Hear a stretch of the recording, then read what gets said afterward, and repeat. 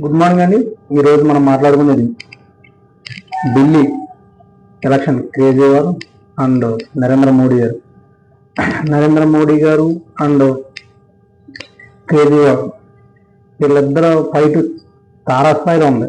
ఎందుకంటే నరేంద్ర మోడీ గారు వ్యక్తి వయసులో గెలవాలని చూస్తున్నారు.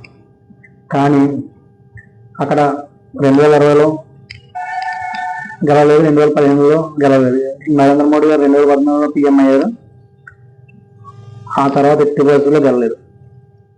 అలాగే కాంగ్రెస్ కూడా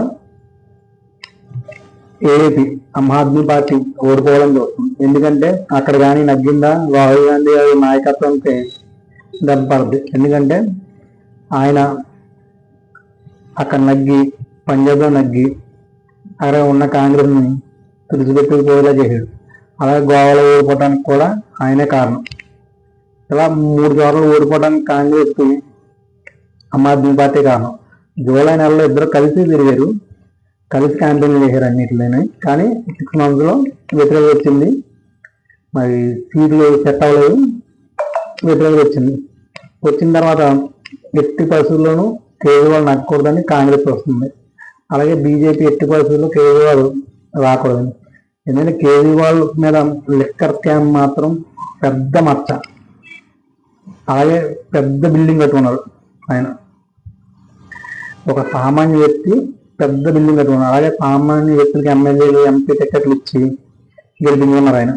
అలాంటి వ్యక్తి హర్యానాలో పోటీ చేసి కూడా అక్కడ కూడా ఓడిపోవడానికి కాంగ్రెస్ ఆయనే కారణం. అక్కడ బీజేపీ ఎగ్జిట్ పోల్ కూడా బీజేపీ ఓడిపోతుందని చెప్పారు, బీజేపీ నచ్చింది. అలాగే పంజాబ్లో బీజేపీ వాళ్ళు ఓటుకి 3,000 రూపాయలు ఇస్తే ఆమ్ ఆద్మీ పార్టీ వాళ్ళు 3,000 ఇచ్చారు.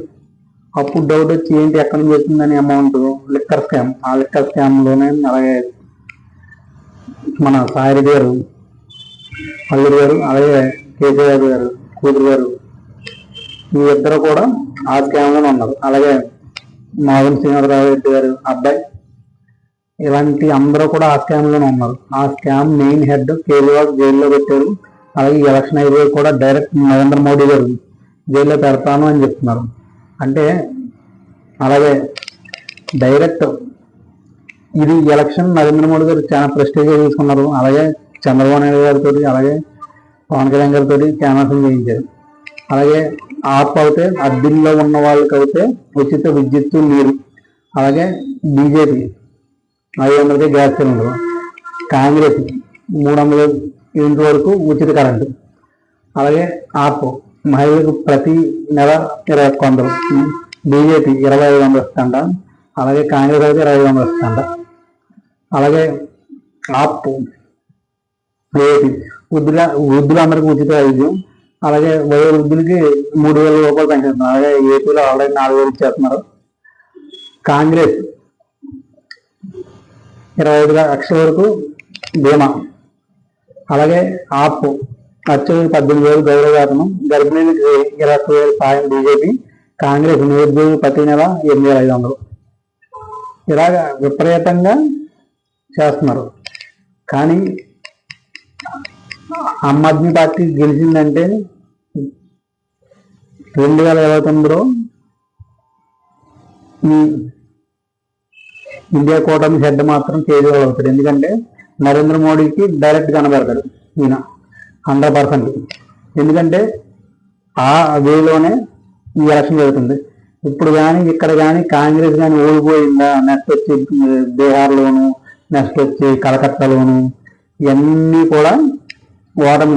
అదే ఇక్కడ కానీ కేజ్రీవాల్ ఓడిపోతే మాత్రం మళ్ళీ కాంగ్రెస్ పుంజుకున్నట్టే, నెక్స్ట్ వచ్చే ఎలక్షన్లో పుంజుకున్నట్టు. ఎందుకంటే కేజ్రీవాల్కే సపోర్ట్ చేస్తున్నారు ఉద్ధవ్ ఠాక్రే కానీ, మమతా బెనర్జీ గారు కానీ, ఎస్పీ అధినేత కానీ, అఖిలేష్ యాదవ్ కానీ, ఇలాగా వీళ్ళందరూ కూడా ఈయనకే సపోర్ట్ చేస్తున్నారు కేజ్రీవాల్కి. అలాంటిదప్పుడు నెక్స్ట్ 2029 ఎలక్షన్లో 100% గ్యారంటీగా వీళ్ళకి ఆపోజిట్ మాత్రం కేజ్రీవాల్ అవుతుంది. అందుకే బీజేపీ ఎట్టి పరిస్థితుల్లో నక్కకూడదని చూస్తుంది. వాళ్ళ సాయశక్తిలో ప్రయత్నిస్తుంది. అలాగే కాంగ్రెస్ మైనార్టీ ఓట్లు చీల్చేద్దామని ఆ పార్టీ విపరీతంగా ప్రయత్నం చేస్తుంది. అలా అయితే మాత్రం కేజ్రీవాల్ ఒకవేళ నగ్గారు అంటే మాత్రం అది మిరాకిల్.